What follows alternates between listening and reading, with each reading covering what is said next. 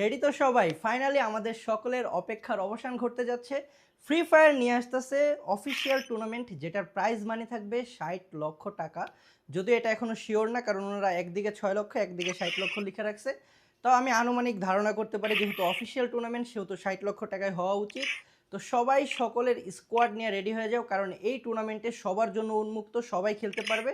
তো এই জন্য সবাইকে স্কোয়াড রেডি করতে হবে, কারণ অফিসিয়াল টুর্নামেন্ট খেলতে হলে অবশ্যই তোমার একটা ভালো স্কোয়াড থাকতে হবে। তো এখন থেকেই শুরু করে দাও স্কোয়াড বানানোর কার্যক্রম, কারণ খুব শীঘ্রই কিন্তু টুর্নামেন্টটা আসতে যাচ্ছে গেমের মধ্যে। আর অনেকেই ভাবতে পারো যেটা কীভাবে খেলবা জানো না, তো তাদের উদ্দেশ্যে আমি বলে দিতেছি। ফ্রি ফায়ারে একটা মোড আসবে যেই মোডের মধ্যে গেম প্লে করে আমাদেরকে কোয়ালিফাই করতে হবে কিলের মাধ্যমে।